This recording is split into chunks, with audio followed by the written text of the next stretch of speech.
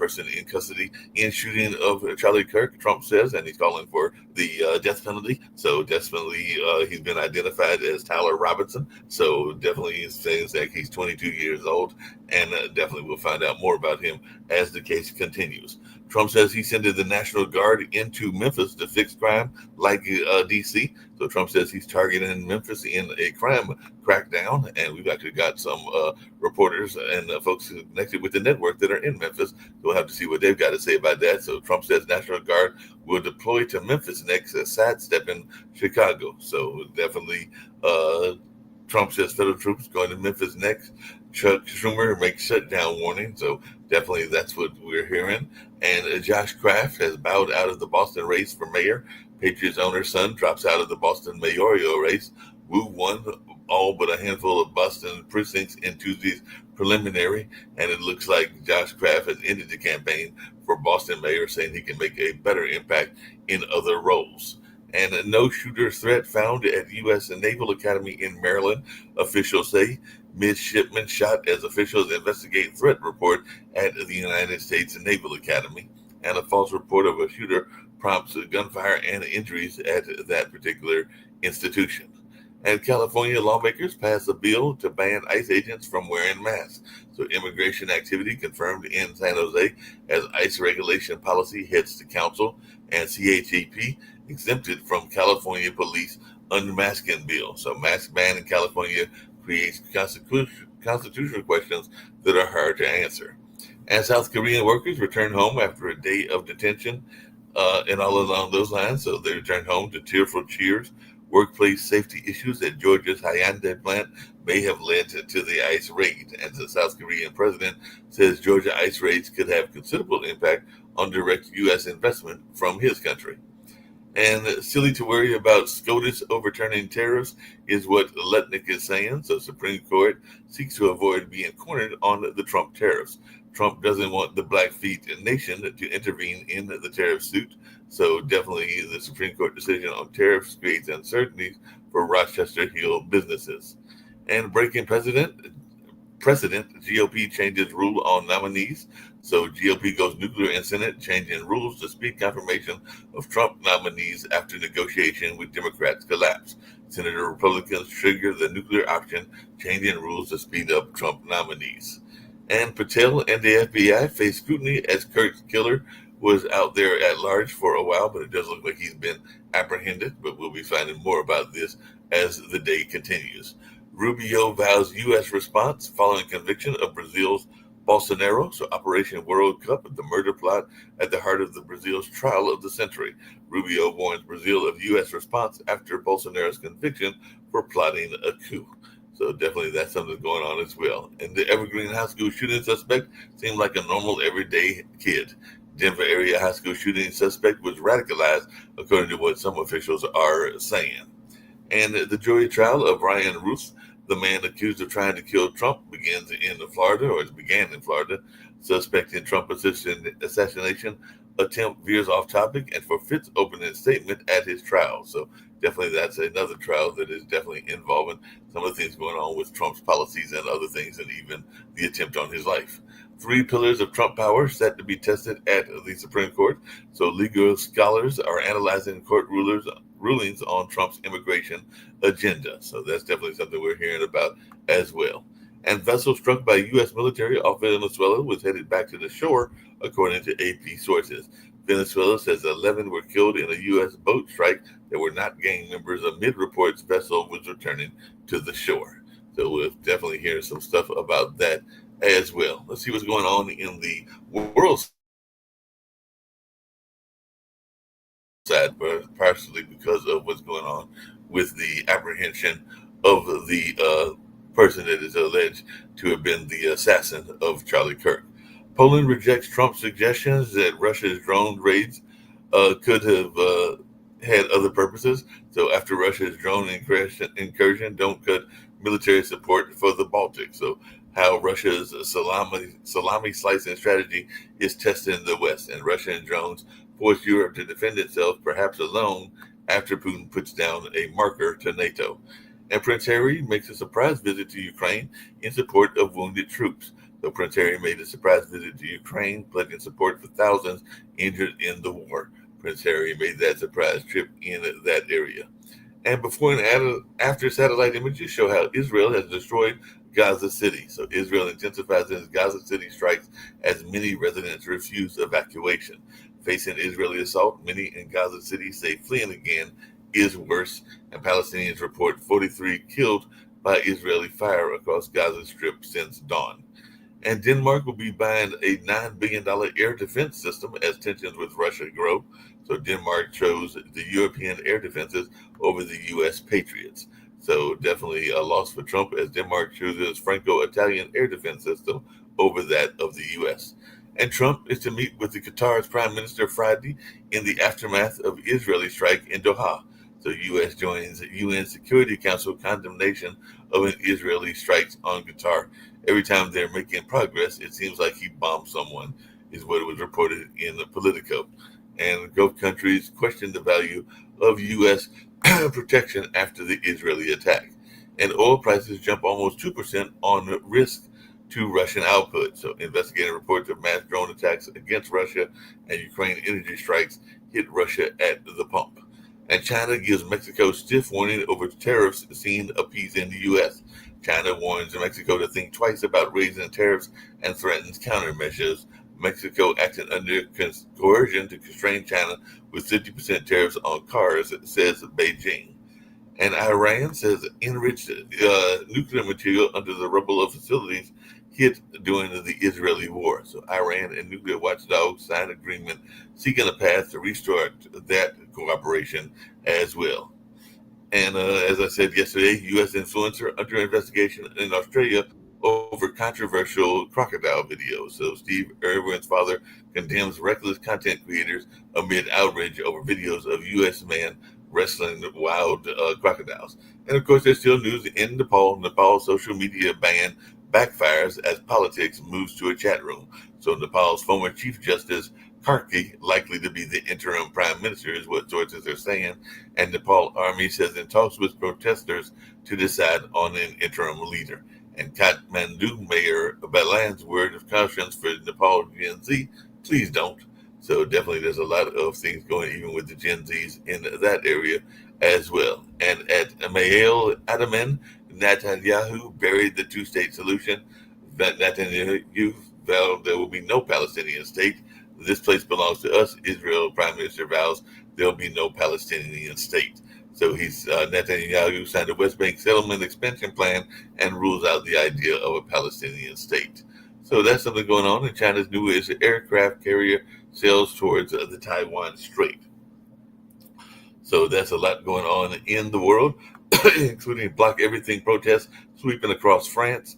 So France welcomes a new prime minister with Block Everything protests and all along those lines. So lots going on around the world, in Europe, in Asia, even in Africa and other places also. So getting ready to bring in my folks, see what they've got going on. I've got Rick Rosner with me. I had Sharif with me, but he disappeared. Hello. How are you doing? Okay, so they got the guy, this Tyler Robinson, which saved the FBI's ass, because I don't know if they would have got him who I guess eventually they would have, but the dad recognized his kid, recognized the T-shirt, I guess, and kept the kid, held him until the authorities could arrive. He's from, I guess, Orem, Utah, which is in the southwestern corner of the state, 250 miles from where, if it's true that he shot him, from where he shot him. He's 22 years old, born in 2003. We don't know anything about his politics at this point, but he's a freaking kid. He doesn't have that characteristic, totally insane look that you see in some shooters, but he murdered a guy in cold blood so we'll see how insane he is.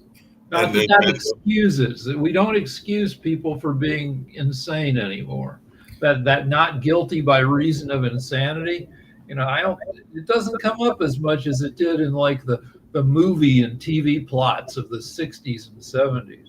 That's true. And like I said, there was lots of famous TV shows where even some of the police dramas where they constantly made a case of it and everything. And I'm not even sure how popular a plea it is.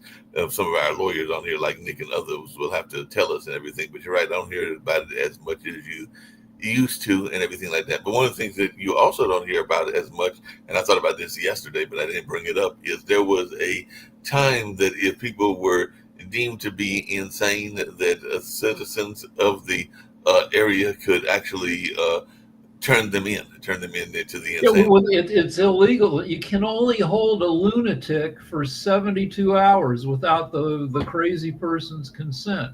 Right. And that's, I mean, so you could argue that's better than warehousing crazy people for decades at a time and not really helping them. But this way is terrible also because you have Los Angeles has 73,000 homeless people.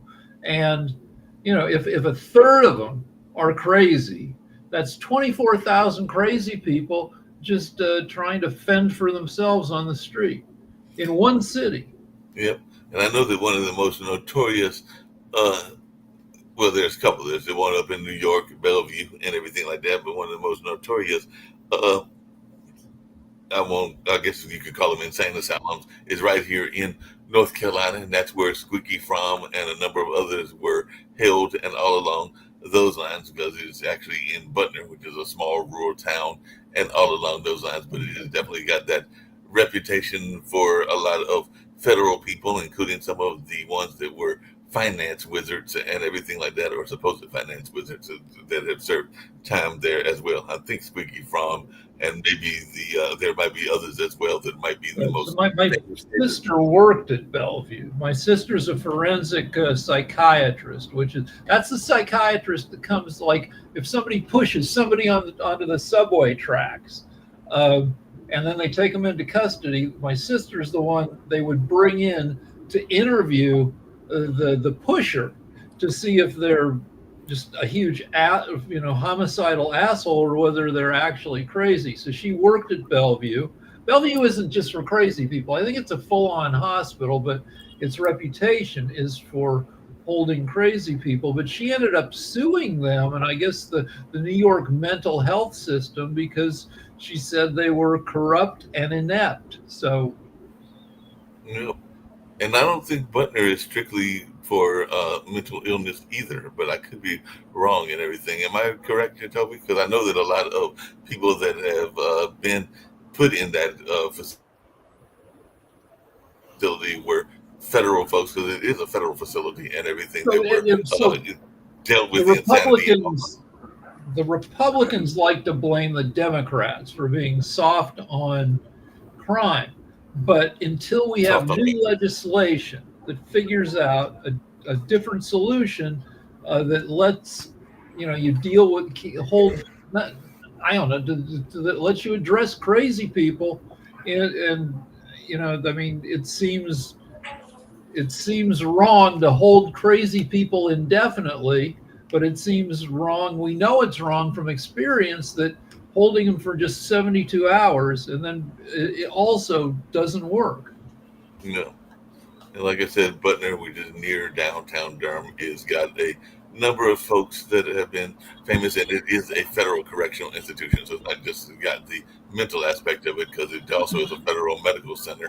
But yeah, like I said, I know that I want to say one of the people that was known for having shot at Ford was over there. Squeaky Fromm, I want to say R. Kelly may still be over there if I'm remembering correctly, and Bernie Murdoch was there until he passed away. And there have been others that have had the pleasure of staying in that particular facility. Yeah, and so you're calling this Buckner place, you say, is a prison and a facility for mentally messed up people.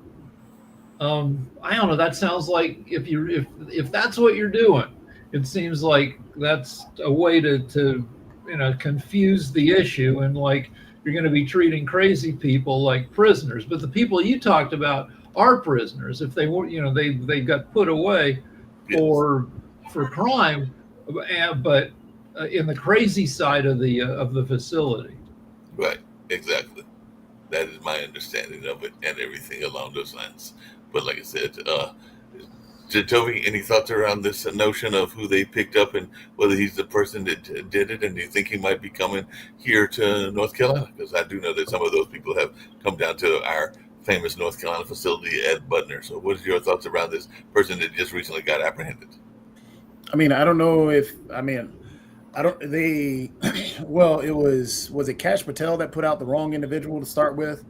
Then there Maybe was, two of them. Yeah, they yeah. held down a guy in his So 60s. so right now it's just a matter of waiting to see what the actual police and the agents do. Um, and I if it turns out to be the individual, then great. Glad they caught him. Hopefully, they, um, he serves time and the justice and everything. However, that's not what's going to happen. And that's the bad part because he's going to be used as they're using Charlie Kirk as a martyr to rally. That's what it's going to be now, and that's the sad thing because Charlie Kirk never he. And again, he didn't deserve to die. What happened to him is a tragedy. It is sad. It's very sad. But he doesn't deserve the Medal of Freedom. He doesn't deserve a statue to be put up about him. He's a detestable individual for the things that he had said and the things that he put out there. I know he has followers and know that stuff. He was a very divisive person. And we cannot whitewash that. But again, he had a family. He's a family man and stuff like that. He did great by his family, sad for his family, sad for what happened to him. But we cannot make him a martyr, and that's what he's doing, or that's what's happening now. And what's even worse is what they're going to do to whomever they find as the culprit of this crime. They're going to treat that individual. They're going to parade him around and do things to him that should not be done to any criminal. So just out of vengeance, we are at that point now that we're doing a lot of vengeance things, and we have justified those because that's what this president has done with a lot of the things that he's done with going after individuals. And that's bad, and that's not where we should be as a society. Speaking of vengeance, Jatovi and I alluded to it yesterday, and I also mentioned it on World Politics and everything. But a lot of people, I've even had a friend of mine that's political oriented and does columns here in the area that called Charlie Kirk kind of like the white Jesus and all along those lines and everything like that. But he was wondering if the attacks that we saw, and we did see attacks on several black colleges on yesterday, was not a direct response to the Trump. It was totally. All you have to do, all some asshole has to do is make a phone call. It was. Back in less fraught times, my late brother David worked as a lifeguard, I think at the Elks Club in Albuquerque. And sometimes if he didn't want to go to work, he'd call in a bomb threat and they'd shut down the whole. I mean, that's bad, but it wasn't like the end of the world back in 1980 or 1979 or something. It was just my brother being a dick. But now, so the martyr thing. It was, so, but before you get off to the martyr piece, but yes, it was a direct response because what they tried to do again, 14 shooting murders had happened between August 22nd when the young lady was murdered on the light rail in Charlotte and Charlie Kirk. They tried ever since they had showed the video of the young lady being murdered to make it into a race issue. They then tried to do the same thing with Charlie Kirk because they're trying to tie them together. So it is a direct response of what happened based off of the Charlie Kirk situation. Because even Fox News went on and all the other right-wing media stations went on talking about this is war. We need to go after them. Who have they demonized? Who have they attacked repeatedly? DEI became this whole thing that they're attacking, and so on and so forth. It just bleeds down. Charlie Kirk, again, he did not deserve what happened to him. Nobody deserves death. Nobody should celebrate his death. But what we should understand is that we cannot whitewash the things that he has said. He has gone after black people. at best, he was a racist carnival barker with a road Yeah. show. So, but here's I've got a tweet that says what we know about this kid so far. This Tyler Robinson, his father is a retired sheriff and maybe a current minister. He's Mormon. The kid is white. He was raised with guns and shooting, and he wore a Trump costume for Halloween. And they have a picture. It's one of those costumes where he looks like he's riding piggyback on Trump. Does that mean he likes Trump or hates Trump? I don't know. But as far as the martyr thing, like if the assassin had killed Trump instead of just clipping his ears, the martyrdom is supposed to have two parts. You're supposed to be saintly, and you're supposed to die for your faith. That's what makes a martyr.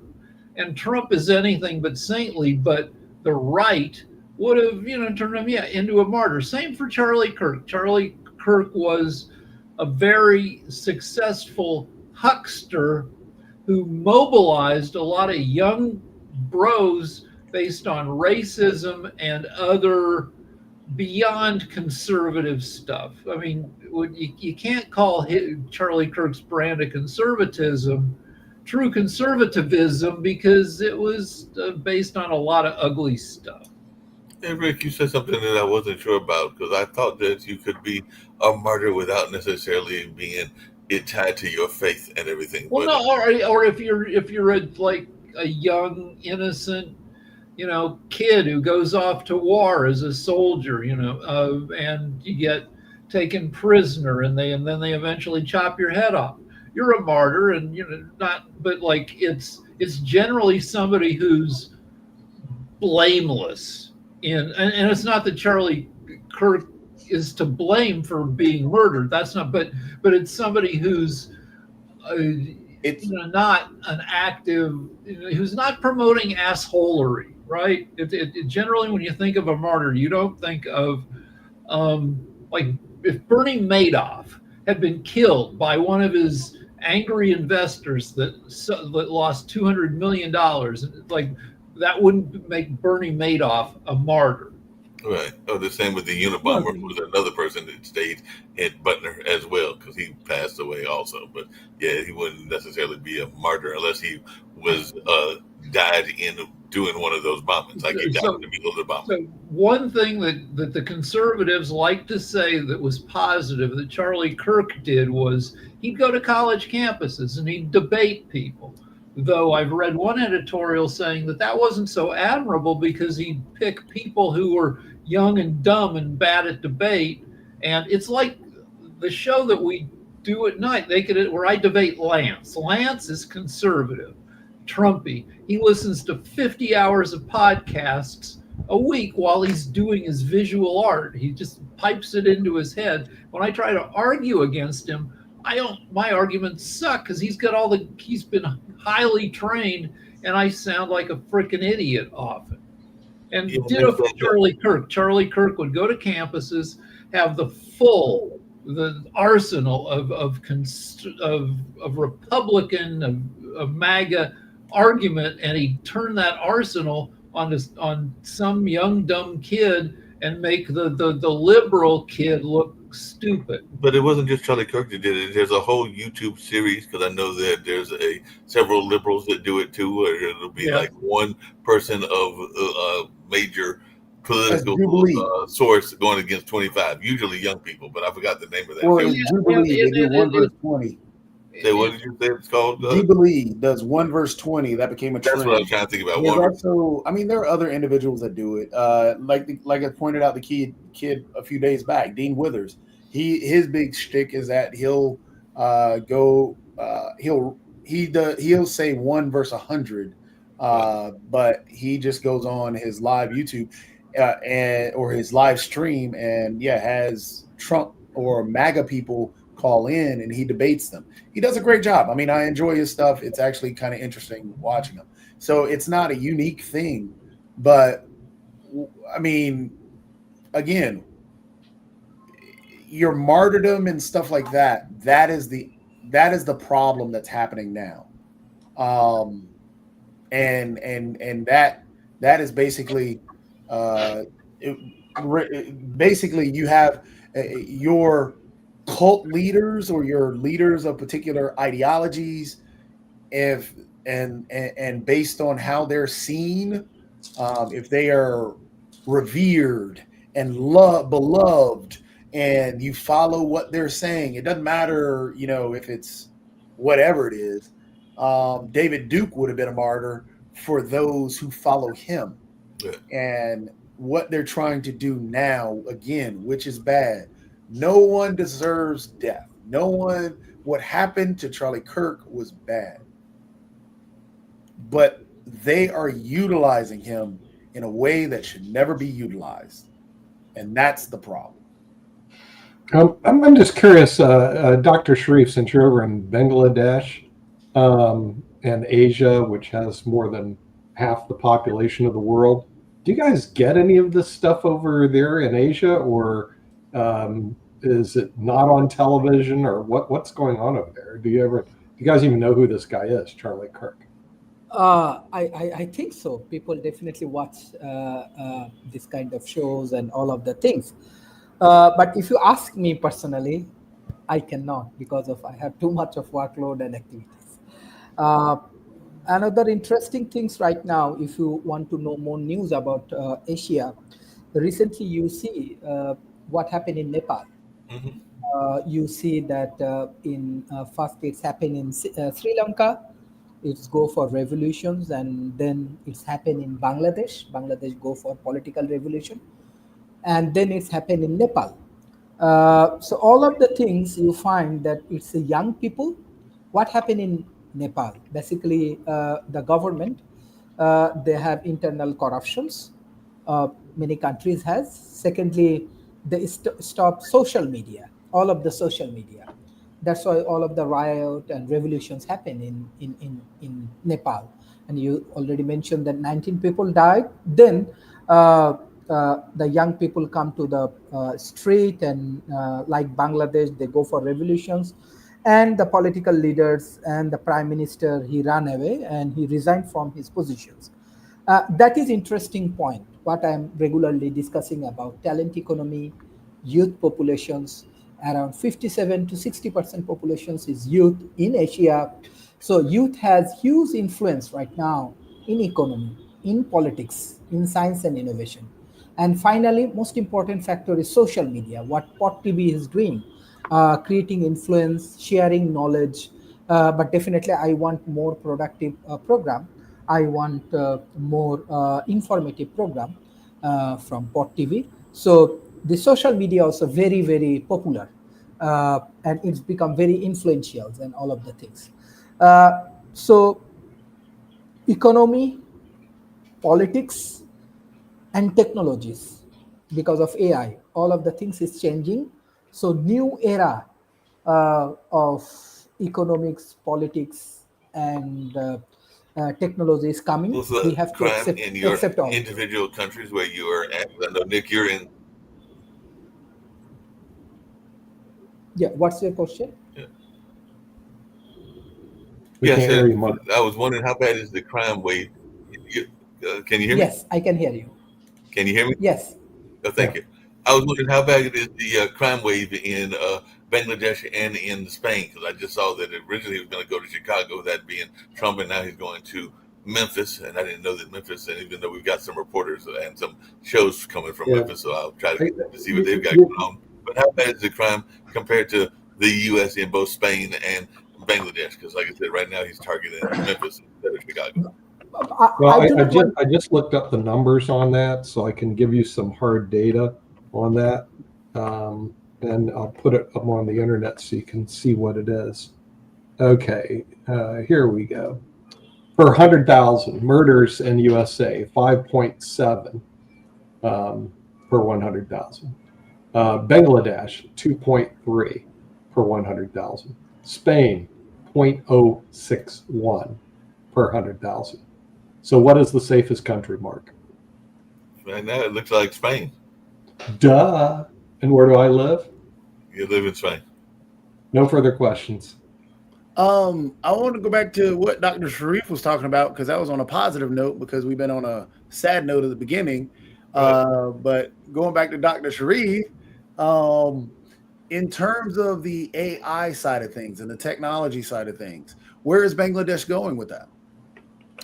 Bangladesh actually, people has a lot of interest. Academia has a lot of interest. Different startup is developing inside Bangladesh. Even different American corporation, they are also investing in Bangladesh.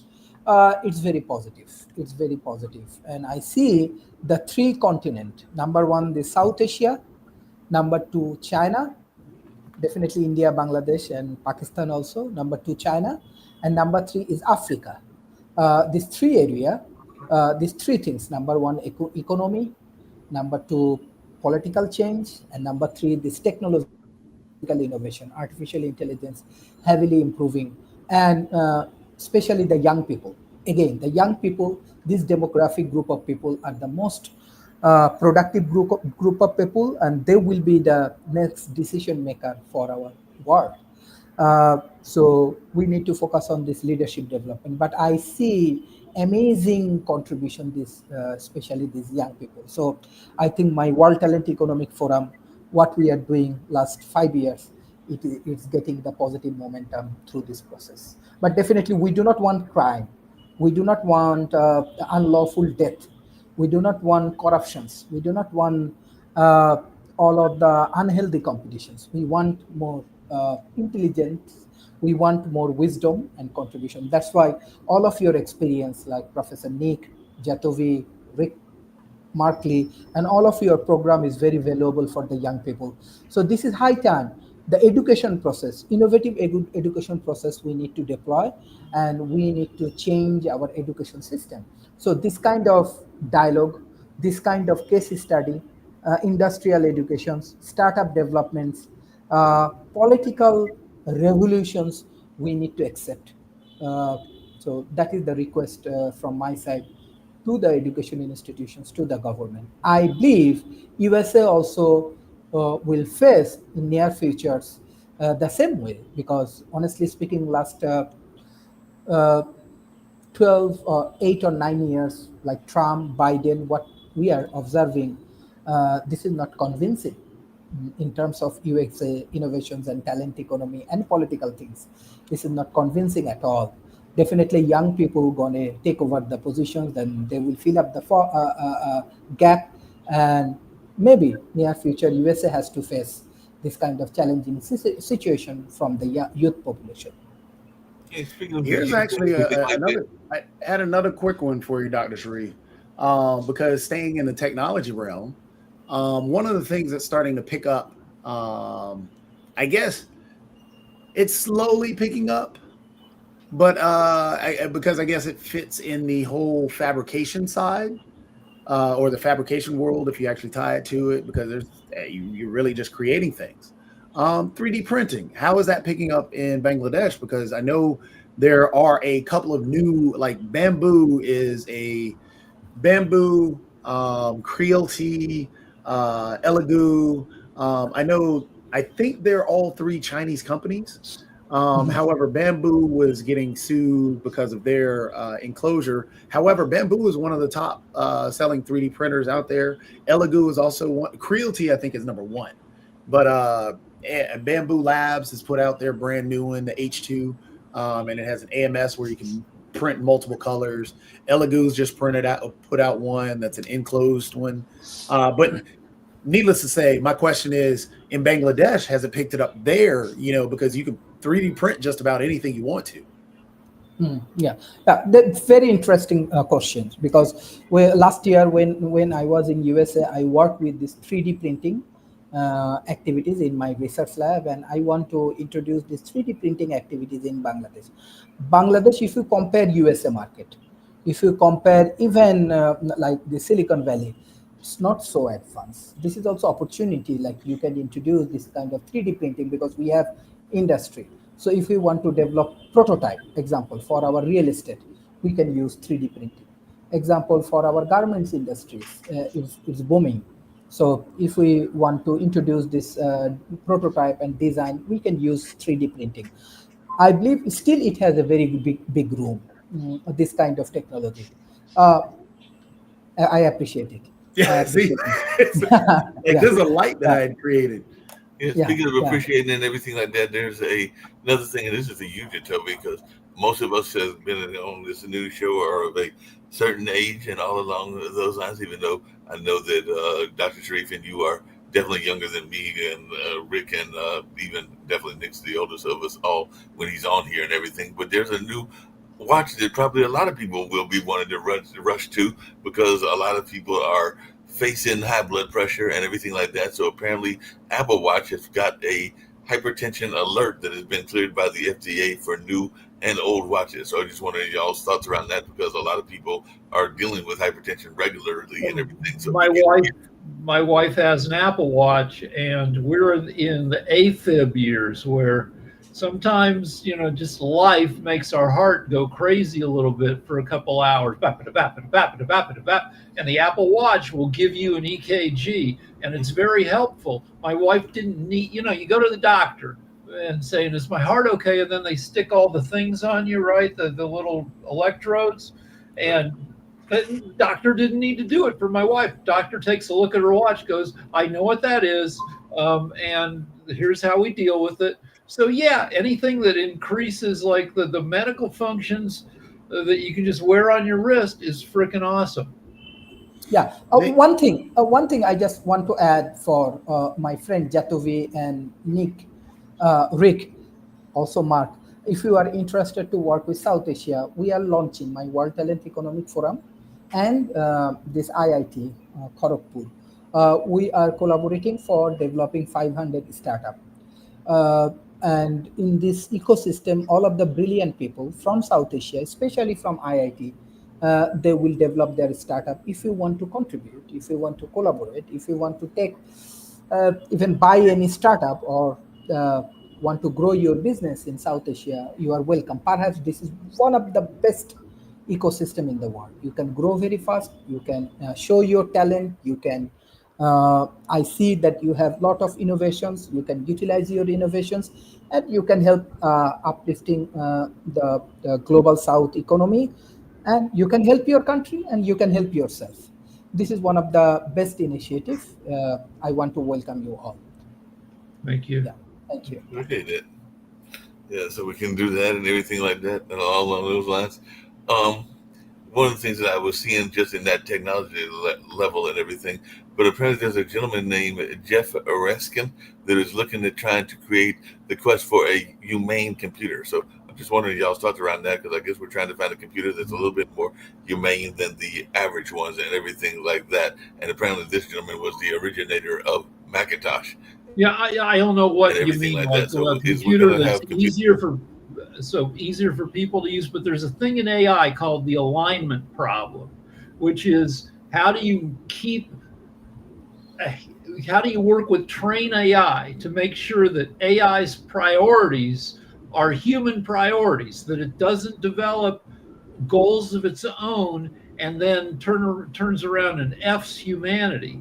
So I hope he's talking about that because that is one of the biggest potential problems of the near and mid future that AI is going to, it's the Terminator. And that's apparently Skynet what problem. just the articles I found. It was from Ars Technica and everything. Is exactly what you just said, Rick. Because he said that computing history, of course, is filled with such terminal diversions that have never been fully realized, many for good reasons, and particularly when it comes to user interfaces and how humans interact with computers. A lot of wild ideas deserved the obscure burials they got, but some deserved better. Nearly every aspiring interface designer believes the way we were forced to interact with computers was limited and frustrating, but one man in particular felt the emphasis on design itself missed the forest for the trees rather than drowning in visual. Right, that's kind of that.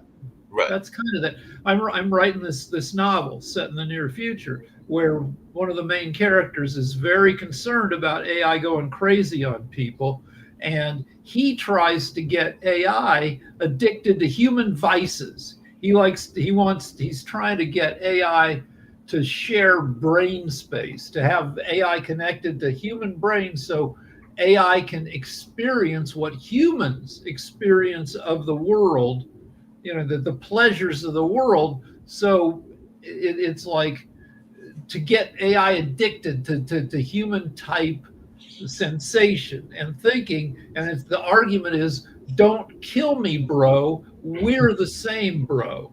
And that's basically what this says, because the rest of, without going into the whole argument, says the way we deal and interact with computers should stress functionality first, simultaneously considering both what users need to do and the cognitive limits they have. It was no longer enough that the interface be usable by humans; it must also be humane as well. To your point, Jacoby, you look at a lot of near future anime, and what do you think? Is this like a solvable problem, or is AI just eventually going to crush us? I mean, it's not a solvable problem. I mean, at some point, the computer's going to win out.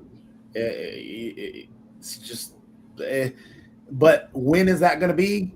Don't know. I mean, it's going to take a while for programming and for computers to create that whole singularity based on the algorithms and so on and so forth. That's the distance in the future. Toby, to your point, I see all these books behind Nick and everything along those lines. So he's got this extensive library and everything. And I've heard people say that eventually he won't need those those books that are behind him. I don't even know what the books are, because it'll all be on a microchip that can be placed in his head and everything like that. Mark, I bet you, Nick could pick out one of those books. You could type that name of that, or type up summary of, and then name that book in ChatGPT or in Google or on Gemini, whatever you want to put it. You can just do it in a search engine now, because they're tied to AI. I bet you to give you a summary. Yeah, I've asked AI lately. I've asked AI some ridiculously obscure questions. AI's like, here you go. But like, don't get me wrong. Oh, I was just going to say, AI can be wrong. Yeah, I used AI to do some legal research, and it was completely off base. And the thing is, the lawyers have been reprimanded because a lot of lawyers will rely on AI to do their research, and that's wrong, because the thing is, AI isn't there yet. But interesting, one of those books back there is by Alec Ross. It's called Industries of the Future. If you read the book, now this was printed in 2016, so it's almost 10 years old.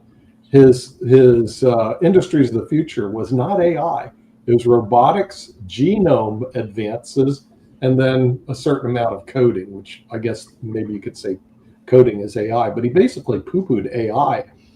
AI may be just a dream of Wall Street, but a failure of Wall Street at the same time, as most of the companies that have ventured into this, like 93%, have lost money with no end in sight. But if what he is saying is correct, it's actually robotics, which is big and that's the reason I talked to Dr. Tree, big in Japan. In other words, Japan and China are heavy into robotics, mainly even creating robots to take care of the senior people, because as people age, there's nobody to take care of them, so they're using a lot of robotics. And then number two was advancement in genome, and we're seeing this already with the DNA and actually mRNA, the thing that the RFK doesn't like. It looks like there's developments where it cures cancer, like no kidding. mRNA technology developed by the University of Florida, University of Miami, Russia, and other places have used this technology to eradicate cancer. So now we see, and those were the two advancements Ross was saying. It was, in his opinion, the industries of the future were going to be robotics and genome or mRNA technology increases. But nothing on AI. And right now, even though Planter stock did really well, I thought about buying it, but I didn't. Check this out, Nick. It's not going anywhere. Yeah, so check this out. The big thing, yes, robotics is going to be there. Genome technology is going to be there. A lot of sciences are going to be there. You know why? Because of AI. You know what's going to run that robot? AI.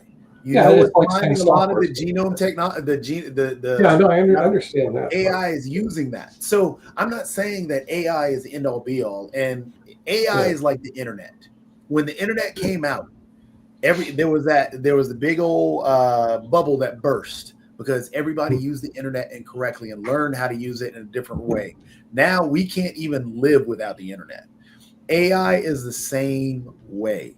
AI is Isn't AI just going to be integrated into the internet? In other words, it looks like I just tried to experiment. Hold on a second. I just tried to experiment. I typed in "mug the pug" because that's a commercial that I see all the time, and it said this is an AI on Google. While the exact term "mug the pug" does not appear to refer to a specific character in a single book or franchise, it's a phrase used in the titles of multiple children's books. The phrase has also been used in a series of YouTube videos and describe pug-themed merchandise. Books of the Mugged Pug. In this children's mystery by Sally and Daryl Odgers, Shuffle the Pug is mugged for his collar, leading the dog detective Jack Russell to take on the case. Pug, What a Mug, written by Lori Haskins Horan. This book is about pugs and includes information about the breed's history. It is part of the Little Dog Rock series. And Mimi the Pug had a very smush mug. In this story by Allison Cinnamon, the pug named Mimi is the center of her owner's world until more siblings, both human and all right, we get it. AI knows. All right, so AI. So there's going to be a big shakeout. In 1999, everybody thought the internet was going to make them a millionaire. That you put up a website, everybody goes to your website, $1 million. And then in the year 2000, everybody realized, no, that's not how it's going to work. And there was a big crash. People lost their asses. Then Google comes along in 2004? And, now we're all married to the internet. Same with AI. AI's been, you hear it in every freaking ad. AI, makes your hotel reservation, da-da-da-da-da. It's too hyped. At some point, there's going to be a shakeout. A bunch of people are going to lose a bunch of money. And then it'll rebuild from there into like a legit AI kind of. And Rick, what you're talking about is that AI bubble, and that is bursting right now. That is what Nick is talking about when Nick is talking about people losing money. But AI is just like the internet, because when we're talking about the robots that are taking off, what we're talking about, that's AI. That's what's running that. We're talking about the manufacturing. Oh, we're going to bring manufacturing back. You know what's going to run those companies, those robots, and AI. What's going to build these things? AI. It's all in how the usage is going to come to play and how it's going to get integrated into everything. It's integrated in everybody's phone right now. It's integrated in everything you search on Google right now. And Google, Bing, Yahoo, everything. Just market growth, and this you'll love, and maybe you can bring it up on Economics Monday and everything, but without going to everything I asked it. But the global AI market is projected for significant growth from an estimated 189 billion in 2023 to 4.8 trillion by 2033. However, this growth doesn't guarantee individual success. The two big things that are hindering AI at this moment, which we are actually killing ourselves to make happen, is the water issue and the battery issue or the heating issue. Right. Because to power AI, it takes a lot of power. To that search that you just did on AI, that is the same amount of power used to run an incandescent light for a year and a half. Right. So that amount of power just to do the simple search on the summary of Mug the Pug just ran a light for a full year. So figuring out the energy problem, that's another thing that's going to take off. People aren't investing enough in that energy and trying to figure out that solution. There are some companies that are, but that's where nuclear fission is going to come into play. Nuclear fusion is going to come into play. And that's what a lot of countries are trying to figure out. But again, to figure out the nuclear fusion component, because that's a lot of heat and a lot of energy, that's where the water issues got to come into play, because that's what's powering the server or keeping the servers cool. That's going to kill us because that's overheating the planet. That's taking away our water supply. It's just it's eventually you're going to have to move the AI energy generation to the moon or some place where it's not going to F us up. I got one more thing, and then the coffee's kicking in. I have to run away. But you talked about AI is eventually going to crush us. The one of the ways that we're going to have to hold it off longer is we're going to have to integrate with AI. We're going to, our brains are slow compared to AI. We're going to have to add wearable devices and eventually stuff inside our heads to rev up our thinking so we can link to AI and keep up with it. Well, I mean, that's happening now. That's what the point of Neuralink is. And the Yeah, other company, Let's just look at it. Neuralink kills a bunch of like rhesus monkeys. They put the chip in their head and then they get an infection. And but that's the scary thing, is that's where we are headed.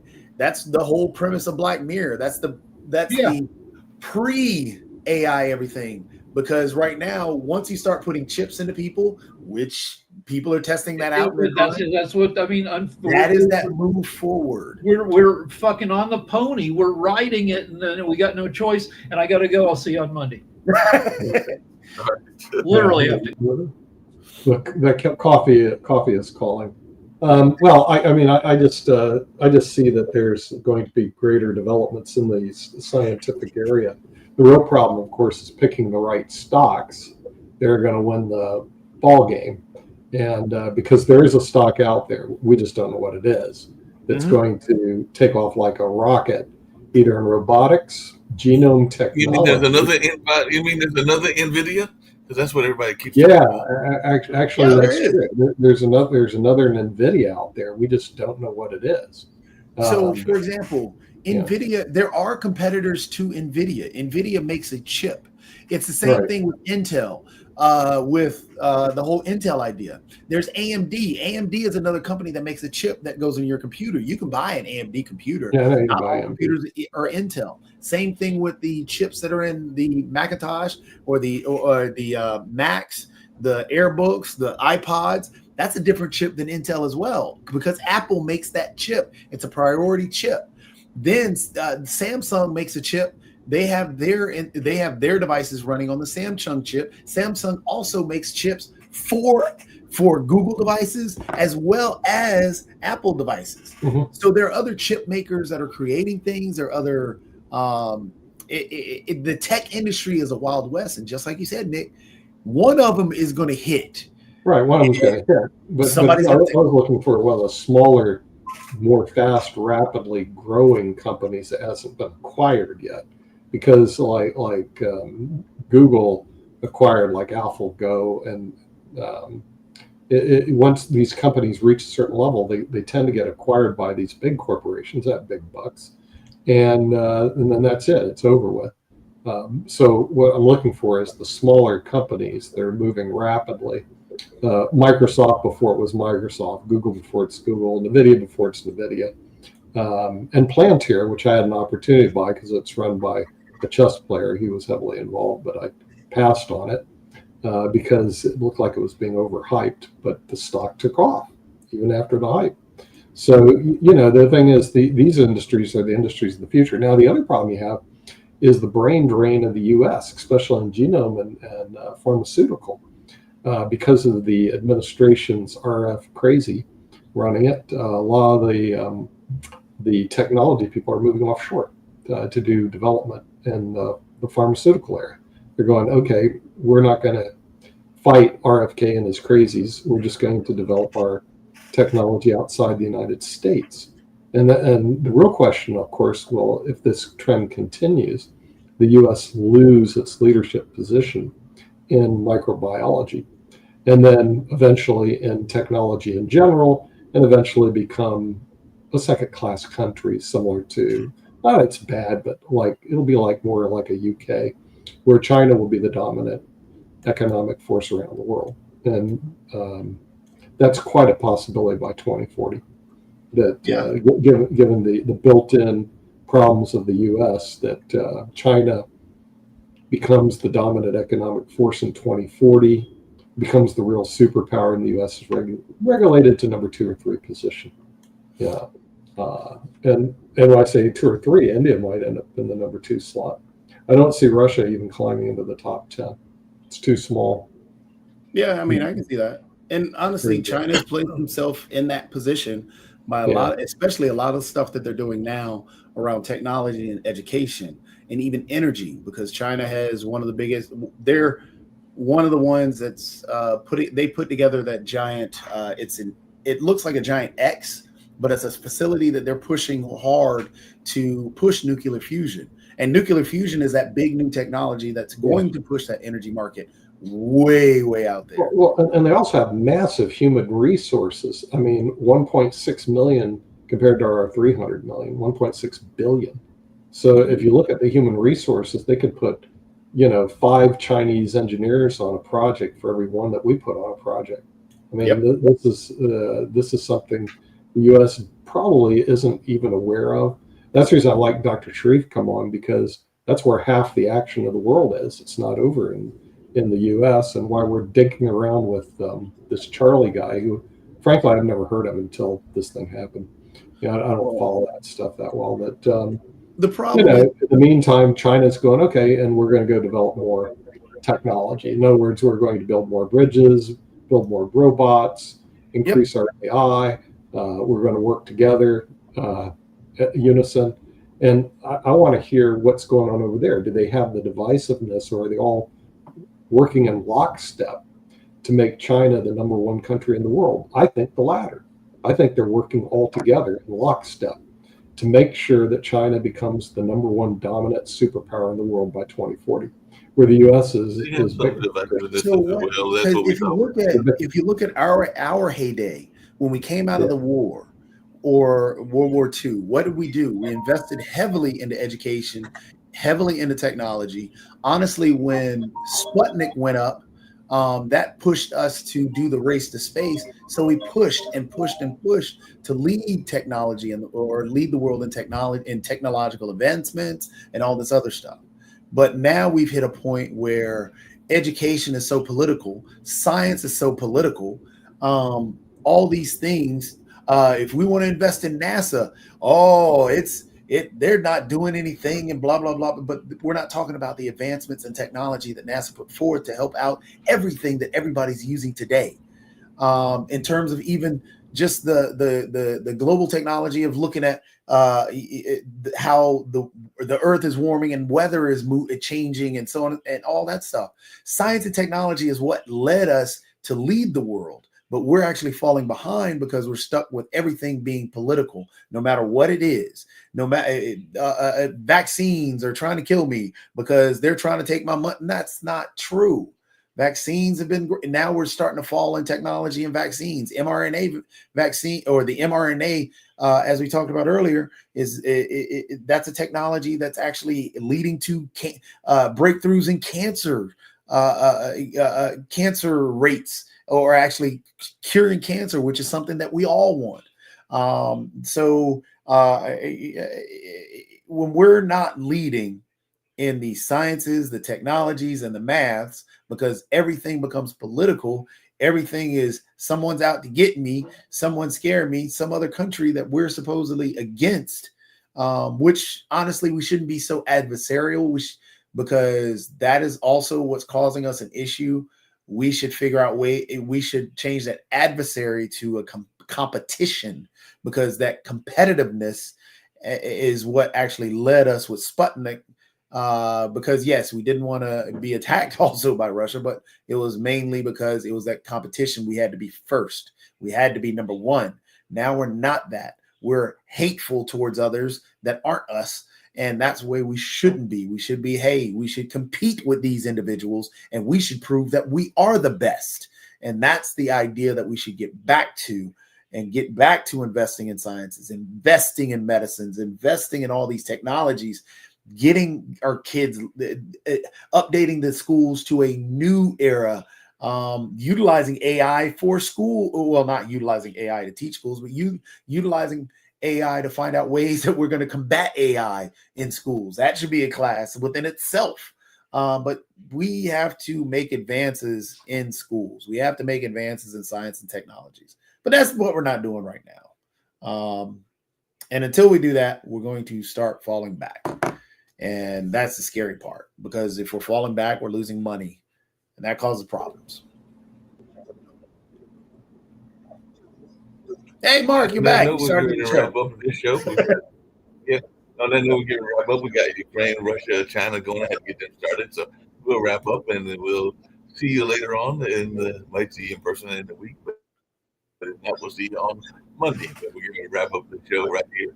Everything, fun conversation around technology. All right.